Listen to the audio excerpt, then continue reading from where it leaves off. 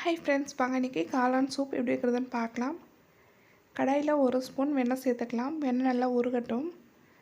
இதில் 1/4 ஸ்பூன் சீரகம் சேர்த்துக்கலாம். பாருங்கள், சீரகம் நல்லா பொரிஞ்சிடுச்சு. இப்போ இதில் ஒரு பெரிய வெங்காயம், ஒரு 1/2 ஸ்பூன் இஞ்சி பூண்டு விழுது சேர்த்துக்கலாம். இதை நல்லா வதக்கி விட்டுக்கலாம். நான் இதில் தக்காளி சேர்க்கல, நீங்கள் வேணும்னா சேர்த்துக்கங்க. பாருங்கள், வெங்காயம் இஞ்சி பூண்டு நல்லா வதங்கிடுச்சு. நான் ஒரு 5 காளானை சின்ன சின்னதாக கட் பண்ணி வச்சுருக்கேன். இதை சேர்த்துக்கலாம். காளான் சேர்த்துட்டு நல்லா வெண்ணெயிலே ஒரு 2 நிமிஷம் வதக்கி விட்டுக்கலாம்.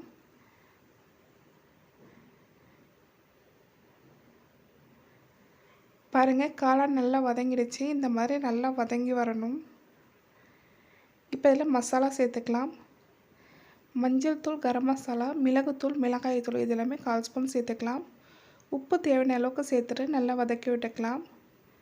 மசாலா எல்லாமே நல்லா பச்சை வாசனை போகணும். நல்லா வதக்கி விடுங்க. இப்போ இதில் நம்ம தண்ணி சேர்த்துக்கலாம். நான் 1 கப் தண்ணி சேர்க்குறேன். உங்களுக்கு சூப்பு எந்த அளவுக்கு வேணுமோ அந்த அளவுக்கு தண்ணி சேர்த்துக்கோங்க. நல்லா ஒரு வாட்டி கலந்து விட்டுக்கலாம். தட்டு போட்டு மூடி மீடியம் ஃப்ளேமில் ஒரு 5 நிமிஷம் கொதிக்க விடலாம். பாருங்கள், ஒரு 5 நிமிஷம் ஆயிருக்கு. மசாலா எல்லாமே நல்லா பச்சை வாசனை போயிடுச்சு. காளானும் நல்லா வெந்துடுச்சு. 1/2 ஸ்பூன் சோள மாவை தண்ணீர் நல்லா கரைச்சி வச்சுருக்கேன். இதை சேர்த்துக்கலாம். கொஞ்சமாக கொத்தமல்லி சேர்த்துக்கலாம். நல்லா ஒரு வாட்டி கலந்து விட்டுக்கலாம்.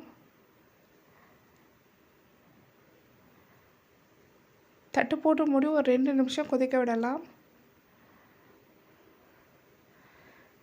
பாருங்கள், 2 நிமிஷம் ஆயிருக்கு. சூப் நல்லா கொதிச்சிருச்சு. சோளமாவும் நல்லா பச்சை வாசனை போயிடுச்சு. பாருங்கள், சூப்பு நல்லா திக்காயிடுச்சு. சூப்பரான நல்ல டேஸ்டியான காளான் சூப் தயாராகிடுச்சு. கண்டிப்பாக இதே போல் நீங்களும் ட்ரை பண்ணி பாருங்கள். தேங்க்ஸ் ஃபார் வாட்சிங்.